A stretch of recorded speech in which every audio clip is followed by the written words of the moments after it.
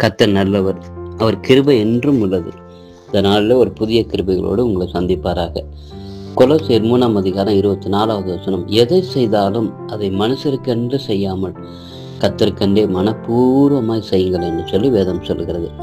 அன்றாட வாழ்விலே ஒரு உண்மையுள்ள சேவை என்று சொல்லி ஒரு தலைப்பு கொடுக்கிறார்.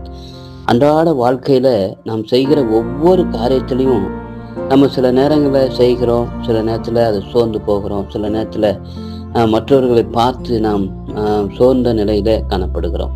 நான் இதை இவ்வளவு செய்கிறேனே, அவ்வளவு செய்கிறேனே, எவ்வளவோ செய்கிறேன், ஆனால் அதற்கான பாராட்டுகள் இல்லை, அதற்கான எனக்கான மதிப்பு இல்லை, அதுக்கான ரிவார்டு இல்லை, அதுக்கான எனக்கு பலன் கிடைக்கல, மற்றவர்கள் என்னை பாராட்டவில்லை, நான் இவ்வளவு செய்திருக்கிறேன், எனக்கு கூட ஒரு உற்சாகப்படுத்தலை, தைரியப்படுத்தலை, எதுவுமே சொல்லலை, இப்படி சொல்லி நம்ம உலக பிரகாரமாக நம்ம யோசித்து அநேக நேரங்களில் நம்ம சோர்ந்து போய் விடுகிறோம்.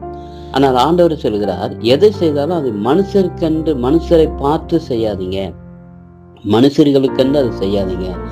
இதற்கான பலன் நாம் செய்வதற்கான பலனை ஆண்டவர் நமக்கு தருவார். என் ஆண்டவருக்காக நான் இதை செய்கிறேன், என் ஆண்டவர் அதற்கான பலனை எனக்கு தருவார் என்கிற அந்த ஒரு மனப்பக்குவத்தோடு கூட நாம் செய்தால் கர்த்தருக்கென்றே மனப்பூர்வமாய் செய்யுங்கள் என்று சொல்லப்படுகிறது.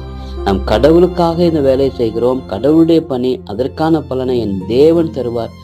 மனிதர்கள் கொடுக்காவிட்டாலும் என் தேவன் அதற்கான பலனையும் அதற்கான மதிப்பையும் எல்லாவற்றையும் எனக்கு ஆசீர்வாதத்தை கொடுத்து என்னை வழிநடத்துவான் என்கிற ஒரு ஆர்வத்தோடு கூட, ஒரு நம்பிக்கையோடு கூட, ஒரு விசுவாசத்தோடு கூட நம்ம செய்யும்போது கர்த்தர் நிச்சயமாக அதுக்கேற்ற பலனை நமக்கு தந்து நம்மை வழிநடத்துவார் என்பதில் எந்த விதமான சந்தேகம் இல்லை.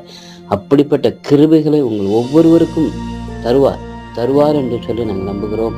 அதை நீங்கள் நம்புங்கள், விசுவாசிங்கள், அப்படியே ஆண்டவருக்காக செய்யுங்கள். ஆண்டவருடைய வசனத்தின்படி, ஆண்டவருடைய வசனத்துக்கு கீழ்ப்படிந்து அதை மனப்பூர்வமாக செய்யுங்கள். கர்த்தர் நிச்சயமாக உங்களை ஆசீர்வதித்து இந்த ஆண்டில் ஒரு புதிய ஆசீர்வாதத்தோடு உங்களை வழிநடத்த நாங்கள் தொடர்ந்து ஜெபிக்கிறோம். கர்த்தர் தாமே உங்களை ஆசீர்வதிப்பாராக. நல்ல தகப்பனே, எங்களுக்கு ஸ்தோத்திரம், நன்றி செலுத்துகிறோம். இந்த நல்ல நாளில் இப்படிப்பட்ட ஒரு வசனத்தை எங்களுக்கு தந்ததற்காக ஸ்தோத்திரம்.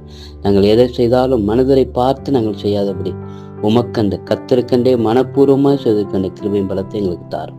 அப்படியே உங்களுடைய பிள்ளைகளை வழிநடத்த வேண்டும் ஜெபிக்கிறோம். இயேசு நாமத்தை கேட்கிறோம், ஜீவனுள்ள நல்ல பிதாவே, ஆமென்.